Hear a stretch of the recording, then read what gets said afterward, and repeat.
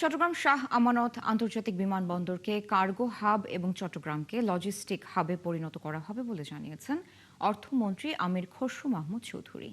Budget পাশের পর শনিবার প্রথমবারের মতো নিজ শহর চট্টগ্রামের শাহ আমানত আন্তর্জাতিক বিমানবন্দরে নেমে গণমাধ্যম কর্মীদের তিনি এ কথা জানান।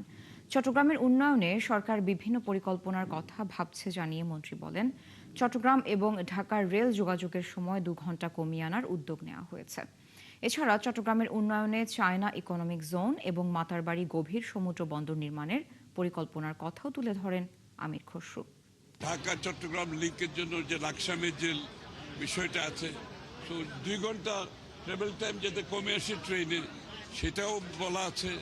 তো সবগুলো হলে চট্টগ্রাম থেকে যে করিডোর বাংলাদেশের সাথে, সেটা হবে, লজিস্টিক্যাল হাব হবে, বন্দরগুলো অনেক বেশি পরিমাণে কাজ করতে পারবে। আবার ওইদিকে আপনার মাতারবাড়ি একটা বড় ধরনের কার্যক্রম হাতে নেওয়া হয়েছে। সব কিছু মিলিয়ে এই অঞ্চলে যে অর্থনৈতিক সম্ভাবনা আছে, যে লজিস্টিক্যাল সম্ভাবনা আছে, সবগুলোকে মাথায় রেখে বাজেটে পরিকল্পনা করা হয়েছে।